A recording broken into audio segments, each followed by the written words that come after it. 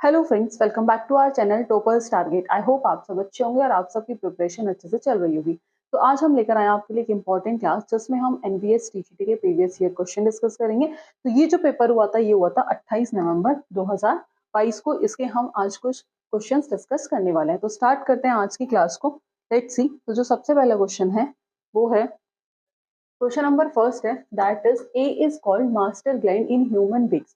कि human beings के अंदर जो ए है दैट इज वेज, समझ लो ये क्या है, that is a master gland. After that B और सी सिक्रीट हार्मोन। तो जो बी और सी है वो हार्मोन सिक्रीट करते हैं when they receive order from A. जब उन्हें ए से क्या होता है, ऑर्डर रिसीव होता है। ठीक है। ए ऑल्सो सिक्रीट डी हार्मोन, और जो ए है वो डी हार्मोन भी सिक्रीट करती है। तो A B C D respectively are. तो ए बी सी डी क्या है? तो एज वी ऑल नो कि जो मास्टर ग्लैंड होती है that is pituitary gland. Pituitary gland जो होती है वो होती है मास्टर ग्लैंड, जो बाकी एंडोक्राइन ग्लैंड सिस्टम को भी क्या करके रखती है, जो बाकी एंडोक्राइन ग्लैंड्स को भी क्या करती है, कंट्रोल करती है। तो पिट्यूटरी ग्लैंड क्या है, that is a master gland. तो लेट्स सी। तो फर्स्ट में है पेनक्रियास, तो ए था दैट इज पिट्यूटरी। ए क्या है, दैट इज पिट्यूटरी। ठीक है। तो इसमें क्या है, पेनक्रियास, ये हो गया इनकरेक्ट। थर्ड में क्या है, पेनक्रियास, ये भी हो गया इनकरेक्ट। बचे दो ऑप्शन।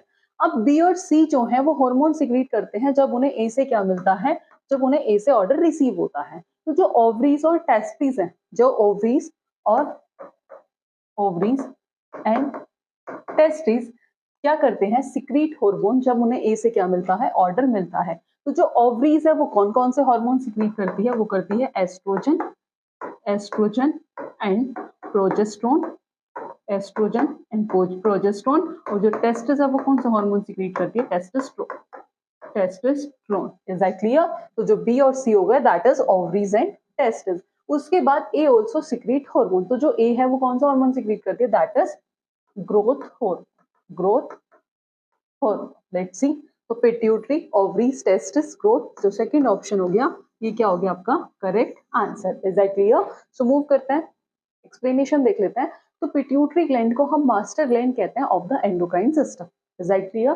क्योंकि ये जितने भी फंक्शंस होते हैं, बाकी जो एंडोक्राइन ग्लैंड्स हैं उनके फंक्शंस को भी क्या करती है, कंट्रोल करती है। Because it control the function of many of the other endocrine gland. ठीक है। अब जो पिट्यूटरी ग्लैंड है वो दो टाइप्स की होती है। एक होती है एंटीरियर, उसके दो पार्ट्स होते हैं, जैसे दो पार्ट्स में डिवाइड करते हैं। एक होता है एंटीरियर पिट्यूटरी और दूसरा होता है पोस्टीरियर पिट्यूटरी। एंटीरियर पिट्यूटरी को और क्या कहते हैं, दैट इज एडिनोहाइपोफाइसिस, और posterior pituitary that is neurohypophysis. ठीक है।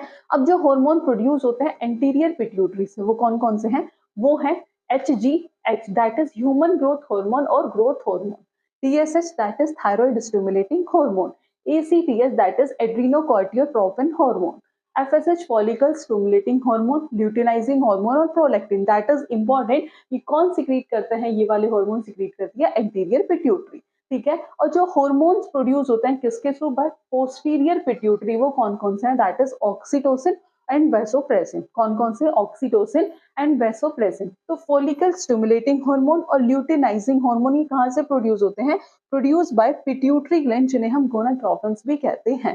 ठीक है। ये जो हार्मोन्स हैं in turn stimulate the ovary, ovary release estrogen and progesterone and testis to release testosterone. Testis कौन सा हार्मोन रिलीज करती है, testosterone. Is that clear? Move करते हैं नेक्स्ट क्वेश्चन पर। क्वेश्चन नंबर सेकंड है, इन आइसोबार, आइसोबार्स में जो नंबर ऑफ इलेक्ट्रॉन्स है वो डिफरेंट है, नंबर ऑफ न्यूक्लियॉन सेम है, या फिर जो नंबर ऑफ न्यूट्रॉन है दैट इज द सेम। तो बात कर रहे हैं किसकी, आइसोबार की। तो आइसोबार्स में क्या होता है, जो नंबर ऑफ इलेक्ट्रॉन्स होते हैं, जो नंबर ऑफ इलेक्ट्रॉन्स होते हैं वो क्या होते हैं, वो डिफरेंट होते हैं, और जो नंबर ऑफ न्यूक्लियॉन्स होते हैं वो क्या होते हैं, सेम होते हैं। वो क्या होते हैं, सेम होते हैं। तो लेट्स सी ऑप्शन। तो पहला था that is the number of electrons are different, तो ये तो सही है, और the number of nucleon is the same, ये भी सही है। तो फिर से the number of nutrient is the same, that is incorrect. तो सही क्या हुआ, ए और बी, ए एंड बी। तो लेट्स सी। तो जो पहला ऑप्शन है that is A and B, तो ये क्या हो जाएगा, that is the correct answer. Is that clear? Move करते हैं नेक्स्ट क्वेश्चन पे। क्वेश्चन से पहले इसकी एक्सप्लेनेशन है, items have the same number of neutron are called isotones. ऐसे आइटम्स जिनके पास जो नंबर ऑफ न्यूट्रॉन सेम होते हैं उन्हें हम कहते हैं आइसोटोन्स। आगे आइसोटोन्स पे भी क्वेश्चन पूछा गया है, दैट इज इंपॉर्टेंट। तो जो नंबर ऑफ न्यूक्लियॉन्स है वो क्या है, sum of neutron and the number of electron और प्रोटॉन। Is that clear? तो जो नंबर ऑफ न्यूक्लियॉन्स को हम डिफाइन करते हैं mass number of an atom. तो दो एलिमेंट जो है are said to be isobar if one another if they have different set of electron and the same number of nucleons. ये अभी हमने डिस्कस करा कि दो एलिमेंट जिन्हें हम क्या कहेंगे, आइसोबार, किसे, कि अगर उनके पास क्या है, have different set of electron and the same number of nucleons. और आइसोबॉल्स जो आइसोबार्स होते हैं always have different atomic structure. उनका जो एटॉमिक स्ट्रक्चर होता है वो डिफरेंट होता है because of the difference in atomic numbers, क्योंकि उनके एटॉमिक नंबर्स में क्या होता है, डिफरेंस होता है।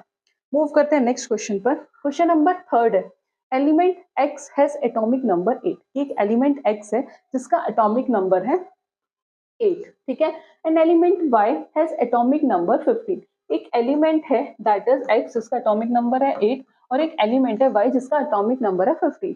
Which of the following statement is correct? कौन सी स्टेटमेंट सही है regarding valency of X and Y, कि X एंड Y के वैलेंसी के रिगार्डिंग कौन सी स्टेटमेंट है जो कि सही है। तो पहले हमें क्या लिखना होगा, इनका इलेक्ट्रॉनिक कॉन्फ़िगरेशन लिखना होगा। तो बात कर रहे हैं X की बात करें, इसका एटॉमिक नंबर है 8, तो इसका इलेक्ट्रॉनिक कॉन्फ़िगरेशन कितना होगा, दैट इज 2 और 6 और 7 8, ठीक है। तो इस केस में इसे अपना ऑक्टेट कंप्लीट करने के लिए कितने इलेक्ट्रॉन की नीड है, 2 इलेक्ट्रॉन की नीड है। कितने इलेक्ट्रॉन की नीड है, 2 इलेक्ट्रॉन की नीड है। तो इसकी वैलेंसी कितनी हो जाएगी, इसकी वैलेंसी होगी 2, ठीक है। अगर बात करें Y की, इसका एटॉमिक नंबर है 15, तो ये हो जाएगा 2 2 8 5, ठीक है। 8 9 10 11 12 13 14 15, तो 2 8 5। अब इसके आउटर मोस्ट में कितने हैं, 5 इलेक्ट्रॉन है। अब इसे अपना ऑक्टेट कंप्लीट करने के लिए या तो 3 इलेक्ट्रॉन चाहिए या फिर ये क्या करे, 5 इलेक्ट्रॉन लूज कर दे, तब भी इसका ऑक्टेट कंप्लीट हो जाएगा। तो इसकी वैलेंसी 5 भी हो सकती है और 3 भी हो सकती है।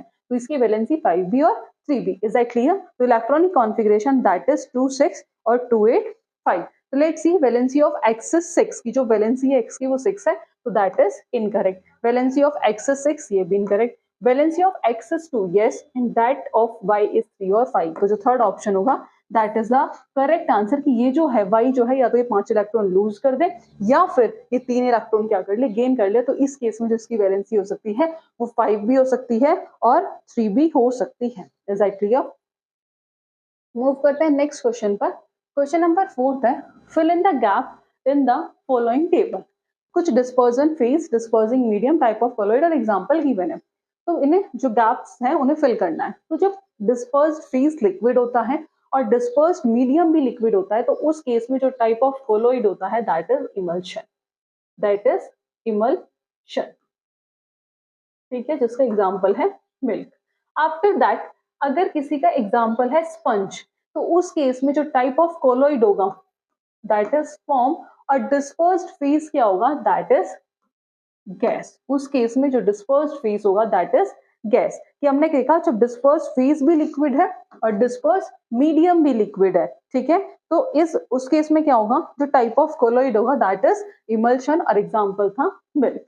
आफ्टर दैट जो नेक्स्ट है सेकेंड वाले में क्या था कि स्पंज किसका एग्जाम्पल है, sponge is an example of foam. As we all know कि जो स्पंज है वो किसका एग्जाम्पल है, फोम का एग्जाम्पल है, जिसमें जो डिस्पर्स्ड फेज है वो क्या होगा, दैट इज एयर। और एयर में क्या प्रेजेंट होती है, गैस, तो इसमें क्या आ जाएगा, गैस। अब बचा नेक्स्ट, तो इसमें जो डिस्पर्सिंग मीडियम है वो सॉलिड है और टाइप ऑफ कोलोइड क्या है, जेल है। जब डिस्पर्सिंग मीडियम सॉलिड है और टाइप ऑफ कोलोइड क्या है, जेल है, तो इस केस में जो डिस्पर्स्ड फेज होगा दैट इज लिक्विड और एग्जाम्पल क्या होगा इसका, बटर। तो ठीक है, ए क्या हो गया, ए हो गया इमल्शन, ठीक है, इमल्शन। बी हो गया that is gas, C form, ठीक है, डी लिक्विड, और ई हो गया बटर, ठीक है। एक बार ऑप्शन चेक करेंगे तो ए इमल्शन, तो ए इसमें जेल है, ये इनकरेक्ट, ए इसमें फॉर्म है, ये इनकरेक्ट। बचे दो ऑप्शन, इसमें भी इमल्शन है, इसमें भी इमल्शन है। अब बी में इसमें भी गैस है, इसमें भी, ठीक है, सी फॉर्म। अब इसमें लिक्विड है और इसमें क्या है, सॉलिड, और ये ब्रास है, तो ये तो हो गया इनकरेक्ट। जो लास्ट ऑप्शन है फोर्थ ऑप्शन क्या हो गया, करेक्ट आंसर, ठीक है। मूव करते हैं नेक्स्ट क्वेश्चन पर। क्वेश्चन नंबर 5 है, रेट ऑफ इवेपोरेशन इज। तो जो रेट होता है इवेपोरेशन का, rate of evaporation is directly proportional proportional to the temperature of liquid, to the temperature of liquid. Is that clear? जो rate of evaporation होता है वो directly proportional होता है to the temperature of liquid. तो rate of evaporation is increase with humidity या फिर decrease with humidity, is not dependent on humidity और may increase or decrease with humidity as per the place. As per the place. तो humidity क्या होता है? That is amount of water vapor present in air. Humidity is amount of water vapor present in air, that is humidity. So rate of evaporation decrease with humidity, तो जो second option होगा that is the correct answer कि rate of evaporation that is decrease with humidity. ठीक है, move करते हैं next question पर. Question number 6 is in human females fertilization of egg and sperm. Human females में जो fertilization होता है एग एंड स्पर्म का टेक प्लेस इन, तो वो कहाँ होता है? दैट इज वो होता है फेलोपियन ट्यूब में. और या फिर कभी पूछ ले कि site of fertilisation that is, इसका आंसर क्या होगा? Fallopian tube. तो लेट्स सी ऑप्शन. पहला है ओवरी, इनकरेक्ट. दूसरा है fallopian tube is the correct answer और बहुत इंपॉर्टेंट है. ठीक है, मूव करते हैं नेक्स्ट क्वेश्चन पर. Question number 7 is which of the following set represent diseases caused by bacteria. कि बताना है कि इनमें से सेट गिवन है, कौन सा सेट है जो डिसीज गिवन है, बताना है कि कौन सी डिसीज बैक्टीरिया से कोज होती है. ठीक है, तो लेट्स सी. पहला ऑप्शन देखते हैं tuberculosis. As we all know जो ट्यूबरक्लोसिस है वो किससे कोज होता है? वो होता है बैक्टीरिया से. तो ये तो सही है. दूसरा देखते हैं मिसल्स. ये किससे कोज होता है? ये होता है वायरस से. तो ये तो हो गया इनकरेक्ट. ठीक है, मिसल्स किससे होता है? वायरस से. एड्स किससे होता है? वायरस से. कौन से वायरस से? HIV human immuno deficiency virus से कोज होता है. कौन से वायरस से? ये भी हम देखेंगे अभी वैसे. That is HIV. बात करें थर्ड ऑप्शन की, निमोनिया किससे कोज होता है? बैक्टीरिया. ठीक है, ट्यूबरक्लोसिस बैक्टीरिया. टाइफाइड भी किससे होता है? बैक्टीरिया से कोज होता है. तो उस केस में जो थर्ड ऑप्शन होगा that is the correct answer. जो थर्ड ऑप्शन है इस केस में ये क्या हो जाएगा? Correct answer. Let's see. तो सबसे पहले बात करेंगे किसकी? निमोनिया की. इंपॉर्टेंट है, हर एग्जाम में यहाँ से क्वेश्चन आता ही है. तो एक बार देख लेते हैं डिटेल में भी. तो जो निमोनिया है कौन से बैक्टीरिया से होता है? Streptococcus pneumonia and haemophilus influenza. जो क्या कॉज करता है, जो डिसीज कॉज करता है that is pneumonia. Is that clear? बहुत बार बैक्टीरिया का नाम भी पूछा जाता है, तो ये आपको ध्यान होना चाहिए. कौन सा bacteria? Streptococcus pneumonia and haemophilus influenza cause the diseases pneumonia. ठीक है, दीज बैक्टीरिया ये क्या करते हैं? ये बैक्टीरिया जो होते हैं ये इन्फेक्शन कोज करते हैं. ठीक है, जो बैक्टीरिया इन्फेक्शन कोज करता है in the alveoli of lungs leading to severe respiratory problem. जिसके वजह से क्या होती है? रेस्पिरेटरी प्रॉब्लम्स होनी स्टार्ट होती हैं. ठीक है, जब एल्वेलाई के अंदर गेट फिल्ड विद फ्लूइड भर जाता है तो उस केस में फीवर, कफ, हेडेक होता है. तो जो मेन चीज आपको ध्यान रखनी है, निमोनिया किससे होता है? बैक्टीरिया से. और कौन से बैक्टीरिया से होता है, और ये भी ध्यान रखना कि कौन सी प्रॉब्लम हो सकती है. तो रेस्पिरेटरी प्रॉब्लम उस केस में हो सकती है. आफ्टर दैट जो सेकंड आता है वो आता है ट्यूबरक्लोसिस. ट्यूबरक्लोसिस किससे होता है? ये भी बैक्टीरिया से होता है. कौन से बैक्टीरिया से होता है? Mycobacterium tuberculosis. ये इजी है याद करना. ट्यूबरक्लोसिस किससे होता है? बैक्टीरिया से होता है. कौन से बैक्टीरिया से होता है? Mycobacterium tuberculosis. ठीक है, कि एक बैक्टीरियल डिसीज है जो जनरली कहाँ अटैक करती है? लंग्स पे. जो निमोनिया है वो कहाँ? रेस्पिरेटरी प्रॉब्लम्स क्रिएट करती है. और जो ट्यूबरक्लोसिस है वो कहाँ अटैक करती है? वो करती है लंग्स पर. ठीक है, नेक्स्ट आता है टाइफाइड. ये भी किससे होता है? ये भी बैक्टीरिया से होता है. कौन से बैक्टीरिया से? सैल्मोनेला टाइफाइड बैक्टीरिया से होता है. इस केस में टाइफाइड के केसेस में हाई फीवर, डायरिया, वॉमिटिंग वगैरह होते हैं. तो निमोनिया, ट्यूबरक्लोसिस, टाइफाइड ये सब किससे होते हैं? ये सब होते हैं बैक्टीरिया से. ठीक है, ये सब किससे होते हैं? ये होते हैं बैक्टीरिया से. उसके बाद मिसल्स. मिसल्स में जो सिम्टम्स दिखाई देता है जनरली फीवर, टायर्डनेस, कफ, रेड आइज यानी कि conjunctivitis, running nose, white spots in the mouth. ठीक है, एंड रैशेस ये सब दिखते हैं. ये किससे होता है? ये भी होता है वायरस से. कौन से वायरस से? पैरामाइक्सो वायरस से ये होता है. That is micelles. After that chicken pox. Chicken pox भी किससे होता है? ये भी वायरस से होता है. कौन से? Varicella zoster virus. That is VZV that is varicella zoster virus. ठीक है, AIDS acquired immuno deficiency syndrome ये क्रॉनिक डिसीज है जो किससे कोज्ड होती है? ह्यूमन इम्यूनो डेफिशिएंसी वायरस से. डिप्थीरिया ऐसा इन्फेक्शन है जो किससे होता है? बैक्टीरिया से होता है. कोरिनोबैक्टीरियम डिप्थीरिया से क्या होता है? That is diphtheria. हेपेटाइटिस ये भी किससे होता है, ये भी वायरस से होता है। Most common type of viral hepatitis, hepatitis A, hepatitis B and hepatitis C. Is that clear? Move करते हैं नेक्स्ट क्वेश्चन पर। क्वेश्चन नंबर 8 है कि which of the following statement is are true for alloy, कि alloy के regarding कौन सी statement सही है। ठीक है, पहला है is a homogeneous mixture of metals and non metal, तो ये तो बात सही है कि जो एलॉय होता है वो क्या होता है, होमोजीनियस मिक्सचर है मेटल और नॉन मेटल का। दूसरा है these are better conductor of electricity than pure metal, तो ये इनकरेक्ट है। ठीक है, दीज आर ऑलवेज हार्डर, ये हमेशा हार्डर ही होता है प्योर मेटल, ये भी इनकरेक्ट है। alloys are made by first melting the primary metals and then reacting it with other element, तो ये भी इनकरेक्ट है। जो करेक्ट ऑप्शन है सिर्फ उसका वन ही है, तो only A and D incorrect, C and D incorrect, A only जो थर्ड ऑप्शन है that is the correct answer. Move करते हैं नेक्स्ट क्वेश्चन पर। क्वेश्चन नंबर 9 है ऑक्सीडेशन ऑफ इथेनॉल, किसका ऑक्सीडेशन, इथेनॉल का। Ethanol that is CH3 CH2OH। ठीक है, ओल का मतलब OH, ईथ का मतलब कौन सा है, कितने कार्बन है, मैथ और एट दो कार्बन है, एन है, इथेनॉल है, तो सब में क्या है, सिंगल मोल है दैट इज CH3 CH2OH। किसकी प्रेजेंस में, in the presence of hot alkaline, alkaline KMNO4, तो क्या फॉर्म करेगा, करेगा ethanoic acid that is form करेगा CH3COOH। तो ये फॉर्म क्या किया इसने, इथेनोइक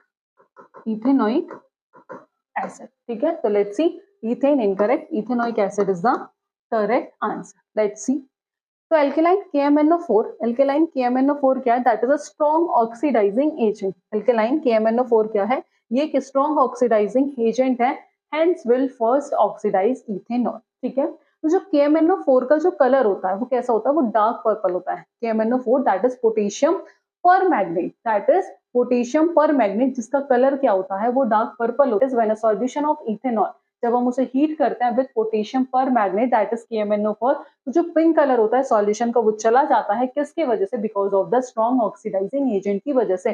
KMNO4 क्या है, ये एक स्ट्रॉन्ग ऑक्सीडाइजिंग एजेंट है। ठीक है, तो एस KMNO4 जो क्या करता है, विच ऑक्सीडाइज इथेनॉल को ऑक्सीडाइज करता है इथेनोइक एसिड्स में बाय डोनेटिंग नेसेंट ऑक्सीजन। तो क्या डोनेट करता है, नेसेंट ऑक्सीजन, तो फॉर्म करता है इथेनोइक एसिड CH3COOH। और due to acidic nature of ethanoic acid, dark purple colour of KMNO4 disappear. कि एसिडिक इथेनोइक एसिड क्या है, इसका नेचर कैसा है, एसिडिक है, तो जिसकी वजह से जो डार्क पर्पल कलर होता है KMNO4 का वो कैसा हो जाता है, डिसअपीयर। मूव करते हैं नेक्स्ट क्वेश्चन पर। क्वेश्चन नंबर 10 है कि which of the following statement is are true, इनमें से कौन सी स्टेटमेंट सही है। तो पहला है variation arising during the process of reproduction can be inherited, जो वेरिएशंस होते हैं during the process of reproduction वो इनहेरिटेड है, बात तो सही है। दूसरा है changes in the non reproductive tissue, जो चेंजेस होते हैं नॉन रिप्रोडक्टिव टिश्यू में वो caused by environment factor are not inherited, दोनों ही स्टेटमेंट सही है।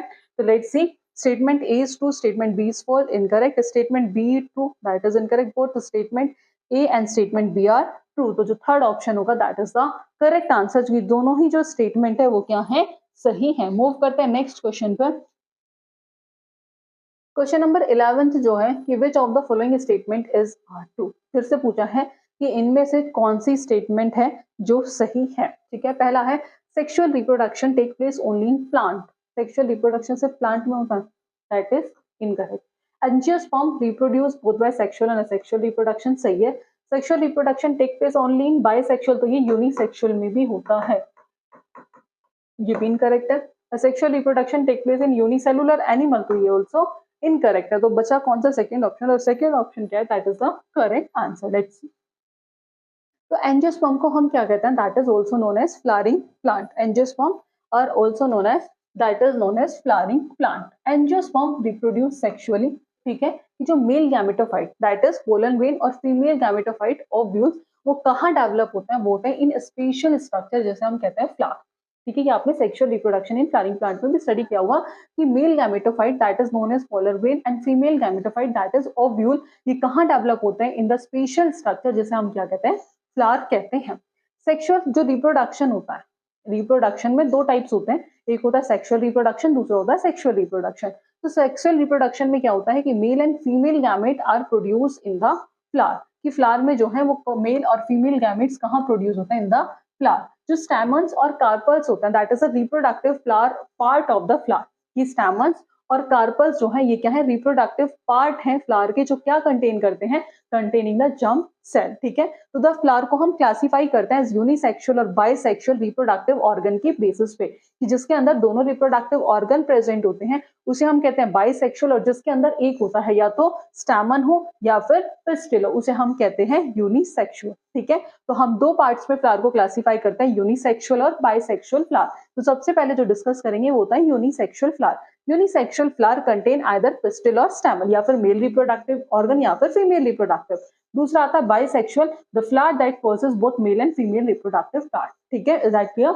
After that pollen grain form a suitable plant containing the male settle down on the stigma and the male gamete pass through, किसके through pass होता है, pollen tube के through, जो कहाँ जाता है, ओव्यूल तक, after which fertilization take place. और सेक्सुअल रिप्रोडक्शन दोनों में होता है, मोनोसेक्सुअल में भी और बाइसेक्सुअल में भी, अभी हमने डिस्कस कर भी लिया।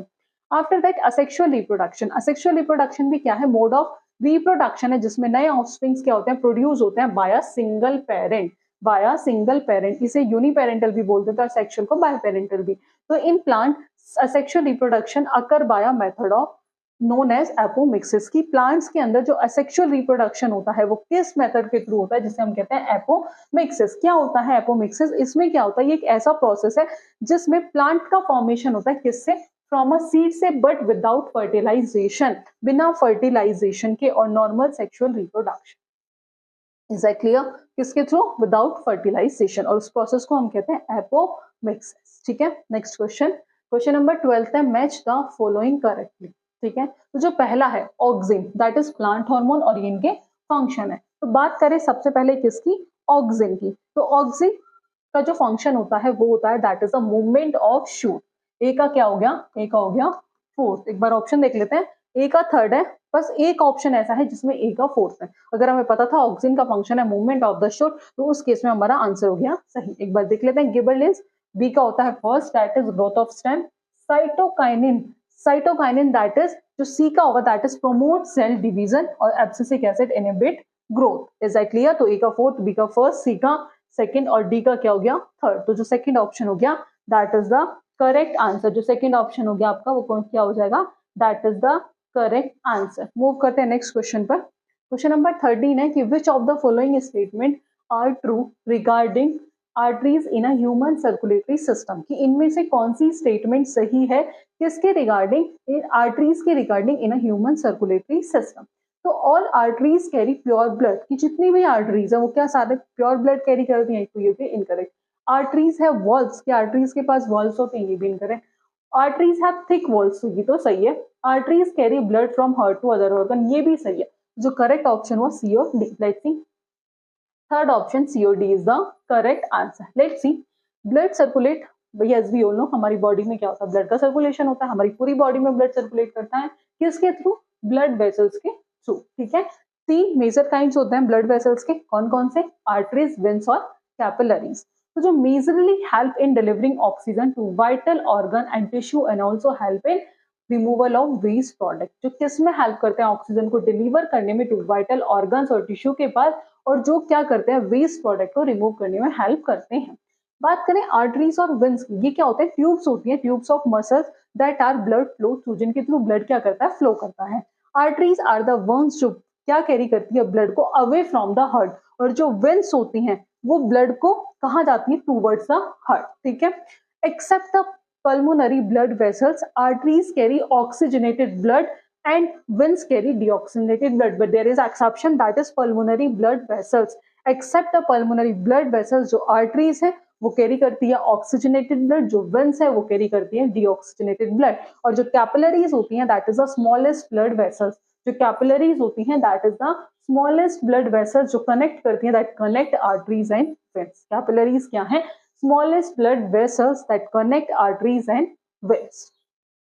सबसे पहले डिस्कस करेंगे आर्टरीज। आर्टरीज क्या है, आर्टरीज ब्लड वेसल्स हैं। ठीक है, आर्टरीज आर ब्लड वेसल्स जो ऑक्सीजन रिच ब्लड को डिस्ट्रीब्यूट करती है हमारी पूरी बॉडी में।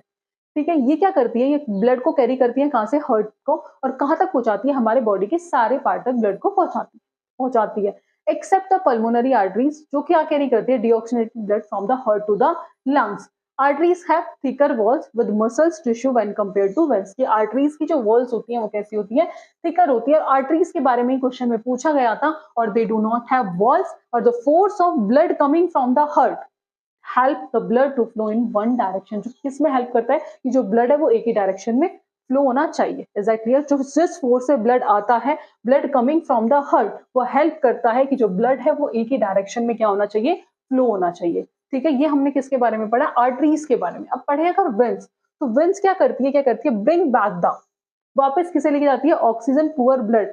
ऑक्सीजन पुअर ब्लड जिसे हम कहते हैं डीऑक्सीजनेटेड ब्लड, किससे, from the body cells and tissue to the heart.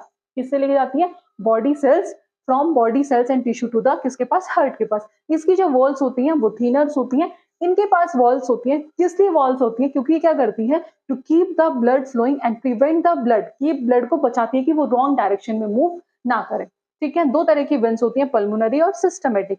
जो पल्मोनरी वेंस होती है वो ऑक्सीजनेटेड ब्लड कैरी करती हैं किससे, लंग्स से to the left atrium of the heart. और जो सिस्टमेटिक वेंस होती हैं ये क्या करती हैं, oxygenated depleted blood from the rest of the body to the right atrium of the heart. तो हमने किस किस के बारे में पढ़ा, आर्टरीज और वेंस। ठीक है, क्वेश्चन नंबर 14 है, नेक्स्ट क्वेश्चन पर मूव करते हैं।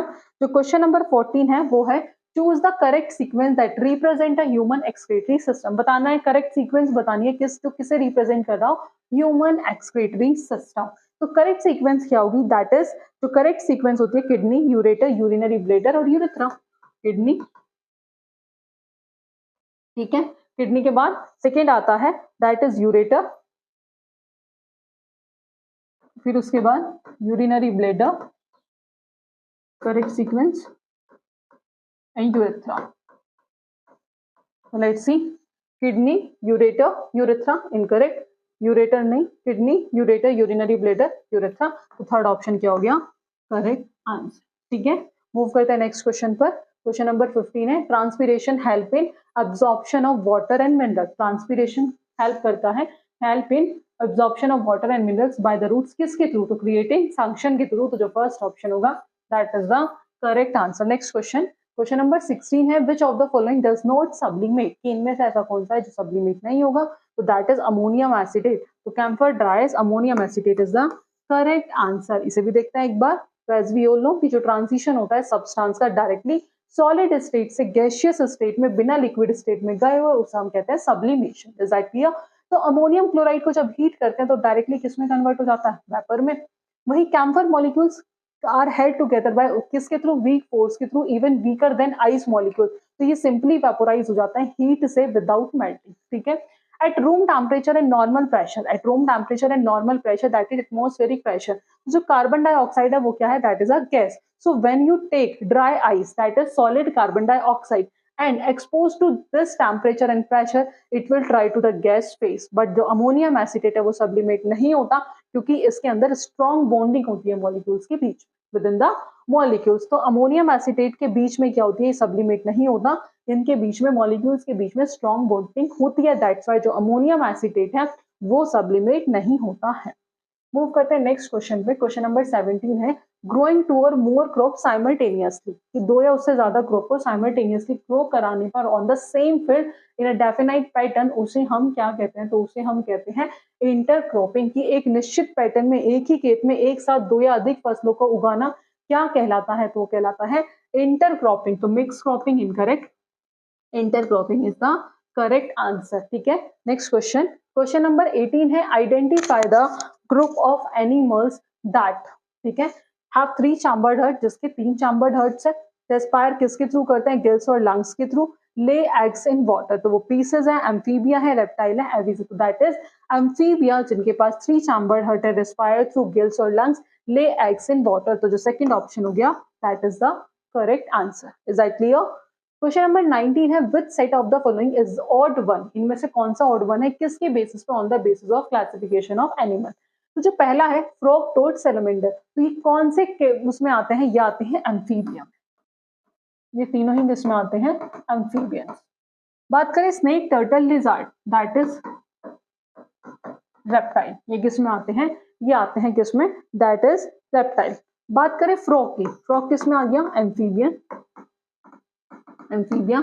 और लिजार्ड और क्रोकोडाइल, रेप्टाइल में। बात करें लिजार्ड की, कितने चैम्बर्स होते हैं के 3, और क्रोकोडाइल में कितने होते हैं 4। ठीक है, बटरफ्लाई, स्पाइडर, स्कॉर्पियन ये किससे करते हैं, ये करते हैं तीनों arthropoda, that is the largest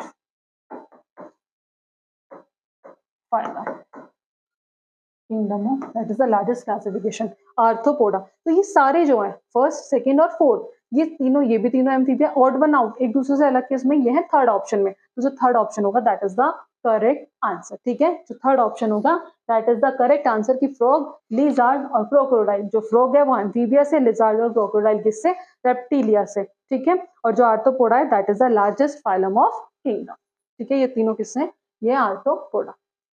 question number 20 है, which of the following are characteristics feature of group Arthropoda, bilateral symmetry, open circulatory system. तो यस, बायलेटरल सिमेट्री भी, open circulatory system, spiny skin नहीं होती, बैकबोन नहीं है। तो इस case में जो ए एंड बी होगा, जो फर्स्ट ऑप्शन है that is the correct answer. Next question, question number 21 है, which of the following statement is true regarding the cells in a dog and elephant, कि कुत्ते और हाथी की कोशिकाओं के बारे में निम्नलिखित में से कौन सा कथन सत्य है।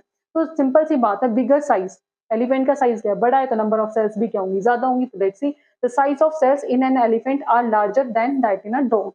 द नंबर ऑफ साइज नहीं, नंबर ऑफ सेल्स की बात हो रही है। ठीक है, तो जो नंबर ऑफ सेल्स होंगी एलिफेंट में वो ज्यादा होंगी than that in a dog, ये बात तो सही है। Shape of a cells in an elephant that is, ये भी इनकरेक्ट है। तो वेराइटी ऑफ सेल्स, ये भी इनकरेक्ट है। तो सेकंड ऑप्शन होगा that is the correct answer, क्योंकि एलिफेंट का साइज ज्यादा है, तो उस केस में जो नंबर ऑफ सेल्स होंगी एलिफेंट्स के अंदर क्या होंगी, ज्यादा होंगी as comparison to dog. Next question, fraternal twins in human beings are form by when, कि जो फ्रेटर्नल ट्विन्स होते हैं ह्यूमन बीइंग्स में वो कब फॉर्म होते हैं, क्या होता है तब वो फॉर्म होते हैं। तो एज वी ऑल नो कि जो प्रोसेस होता है combining mail and female gamete, process of combining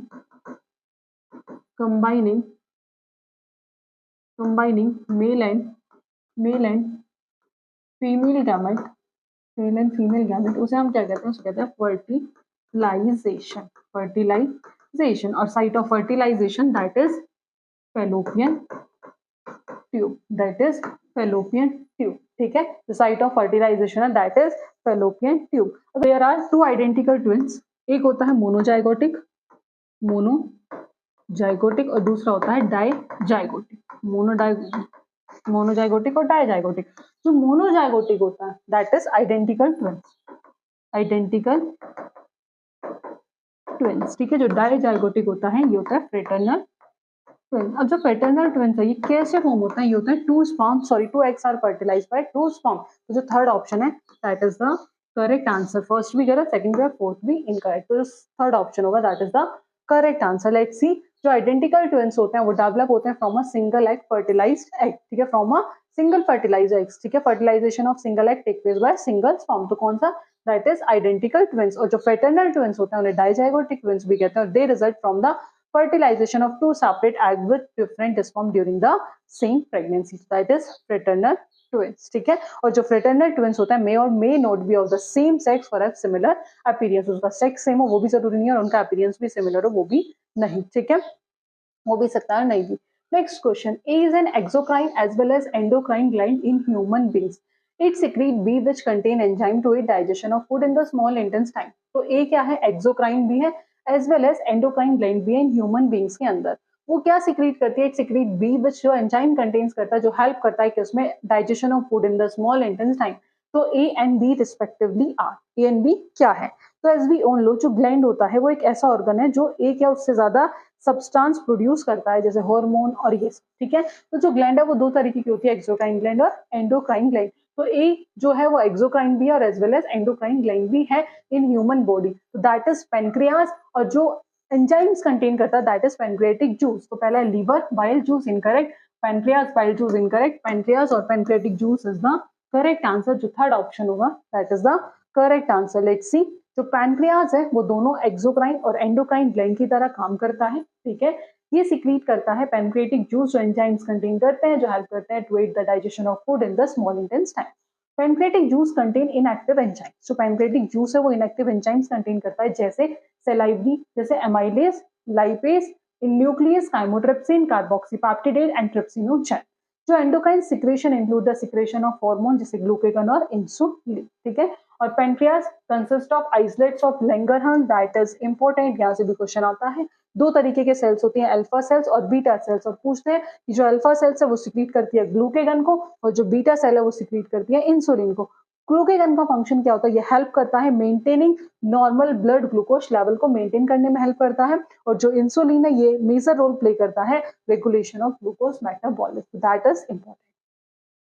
next question है, क्वेश्चन नंबर 24 है, which type of epithelial tissue is present in respiratory tract of human being, कौन से टाइप का epithelial tissue है जो कहाँ प्रेजेंट होता है रेस्पिरेटरी ट्रैक्ट में ऑफ ह्यूमन बीइंग्स के अंदर। तो पहला है simple squamous, that is incorrect, वो प्रेजेंट होता है कॉल्यूमनर, जो सेकंड ऑप्शन होगा that is the correct answer. Next question, question number 25 है, which of the following cell organelle, इनमें से कौन सा सेल ऑर्गेनल ऐसा है जो हेल्प करता है waste disposal in an animal cell. तो वैक्यूल्स नहीं है, दैट इज लाइसोसोम, जो सेकंड ऑप्शन होगा that is the correct answer. ठीक है, नेक्स्ट क्वेश्चन है, क्वेश्चन नंबर 26 है, the main reason for virus, जो मेन रीजन है वायरस का, not showing any characteristics of life until they enter a living body in absence of, तो that is protoplast, protoplast के अंदर जो है दैट इज, इसका आंसर क्या होगा, प्रोटोप्लास्ट, आपका फर्स्ट ऑप्शन होगा that is the correct answer. ठीक है, जो फर्स्ट ऑप्शन होगा that is the correct answer, क्योंकि वायरस लाइक प्रोटोप्लास्ट की वायरस के जीवित शरीर में प्रवेश करने तक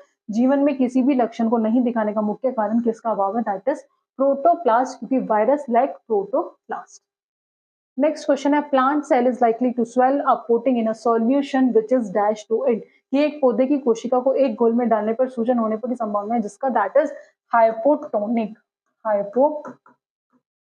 हाइपोटोनिक। तो लेट्स सी ऑप्शन, तो जो पहला ऑप्शन है हाइपोटोनिक, तो पहला ही ऑप्शन क्या हो जाएगा, correct answer. Next question, question number 38 it isotopes differ in their chemical structure, atomic structure, number of neutron या फिर फिजिकल एंड केमिकल प्रॉपर्टीज। तो isotopes differ in their number of neutrons, तो जो थर्ड ऑप्शन होगा that is the correct answer. Let's see, तो elements जिनका atomic number same होता है बट डिफरेंट मास नंबर होता है उन्हें हम कहते हैं आइसोटॉप्स। ठीक है, ऐसे एलिमेंट जिनका एटॉमिक नंबर सेम होता है बट मास नंबर डिफरेंट होता है दैट इज आइसोटॉप।